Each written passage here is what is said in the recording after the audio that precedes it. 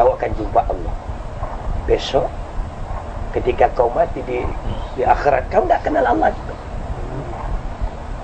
Dalam dunia kamu tak kenal Allah, mana mungkin di akhirat kamu kenal? Kamu kenal namanya, datang bermacam-macam mengaku Allah. Yahudi masih kenal Tuhannya. Ketika ditanya siapa Tuhan kamu, Uzair anak Tuhan. Nasrani masih kenal Tuhannya. Ketika ditanya siapa Tuhan kamu, Isa Tuhan. Oh, dia kenal. Majusi ditanya siapa Tuhan kau, ketika roh-roh, api dan sebagainya, kenal dia. Tendri, agama Tendri tanya, Jepang, siapa Tuhan kau, matahari, kenal. Muda ditanya siapa kamu, Dewi Kuan Im, kenal. Orang yang mengaku Islam, siapa Tuhan kamu, Allah, kau kenal. Ya pokoknya Allah. Ya, kamu tak kenal. Kenal nama. Maka itu kamu terpekik-pekik dengan nama, tetapi kamu tidak tahu Tuhan.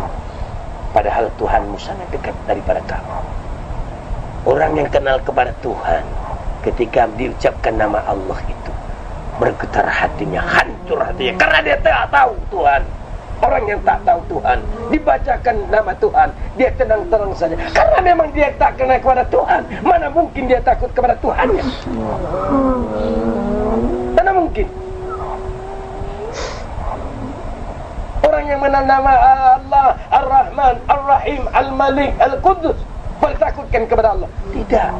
Dia lakukan. Huwallahul ladzi la ilaha illa huwar rahmanur rahim. Kamu hanya kenal dengan namanya.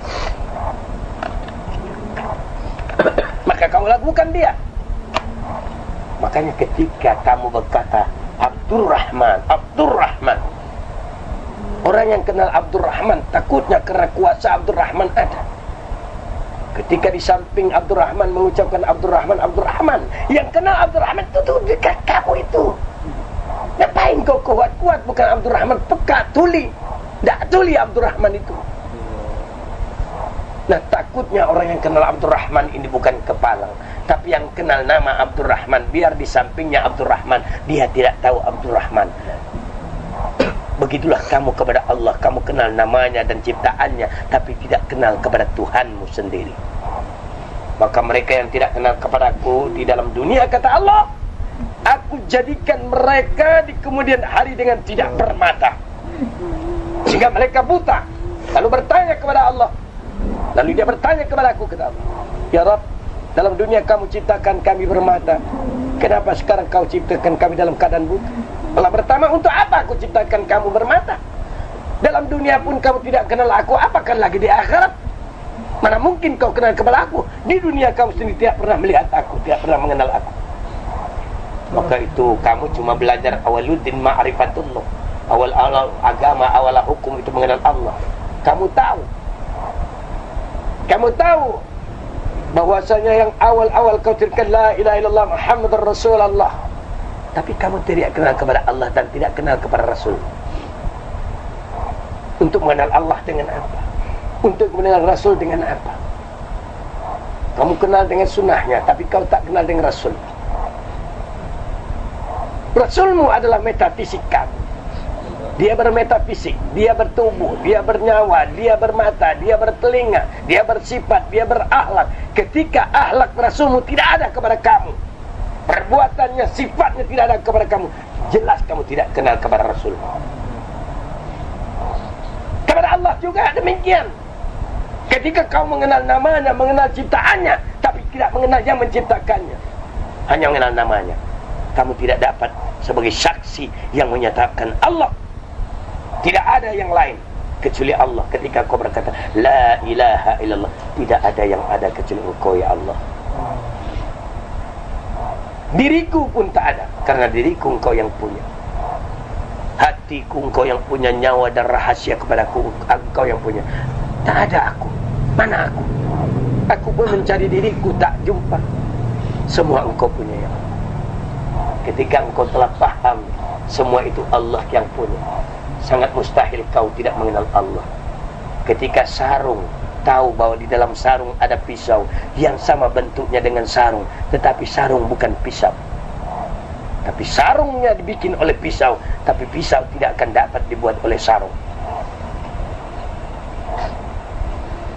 Ketika sarung telah diciptakan oleh pisau, maka pisau bersemayam di dalam sarung.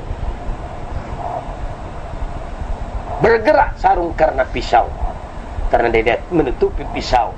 Kalau tidak perlu sarung, pisau tidak pernah memerlukan sarung lagi, dia buat sarung yang baru. Untuk apa bikin sarung yang tidak baik? Maka kamu adalah saksi. Tubuhmu saksi Allah. Pada tubuhmu saksi Allah, matamu, bulu matamu, urat matamu, telingamu, itu saksi Allah. Bulu-bulu pada dagingmu, bulu-bulu pada kulitmu, darah-darah kamu, urat-urat sumsum kamu hidup, semua saksi Allah Subhanahu wa ta'ala. Semua berkata la haula wala quwata illa billah. Tidak ada daya kekuatan kecuali Allah Subhanahu wa ta'ala. Berpeganglah kamu sebenar-benarnya, pasti kau selamat. Jangan batal wudhu kamu, jangan lepas memuji Allah. Taatlah engkau kepada Allah yang sangat dekat kepada kamu. Belajar malulah engkau kepada Allah. Kamu itu ada cuma nafsu. Yang kamu itu nafsu. Maka itu antara nafsu kepada Allah. Allah ciptakan nafsu awalnya, lalu Allah tanya kepada nafsu, wahai nafsu, siapa aku dan siapa engkau? Nafsu berkata, aku ya aku, kamu ya kamu. Ketika nafsu itu disiksa 70.000 tahun, dikeluarkan dari periksaan, nafsu ditanya, wahai nafsu, siapa engkau, siapa aku? Nafsu berkata, aku ya aku, engkau ya engkau. Kerasnya nafsu itu. Ketika nafsu itu direndam dalam air 70.000 tahun, dikeluarkan, ditanya nafsu, wahai nafsu, siapa engkau, siapa aku? Nafsu berkata, engkau ya engkau, aku ya aku. Ketika nafsu dibakar 70.000 tahun, ditanya nafsu, wahai nafsu, siapa engkau, siapa aku?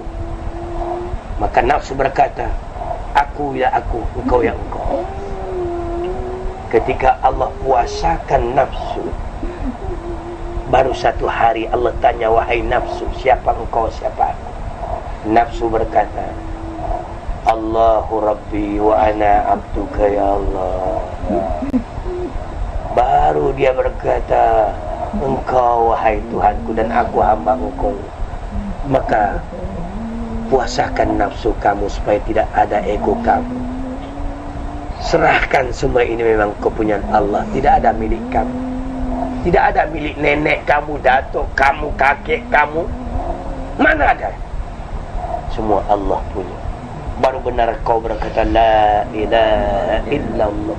Tidak ada yang ada kecuali Allah. Ketika kamu berkata wa asyhadu anna Muhammadan abduhu wa rasul, wajib ada diri kamu, wajib ada jasad kamu. Dan di sanalah contoh-contoh Muhammad Rasulullah. Berkata iya, berpakaian iya, berjanggut iya, berserban iya. Itulah sunnah, itulah pembuktian Muhammad.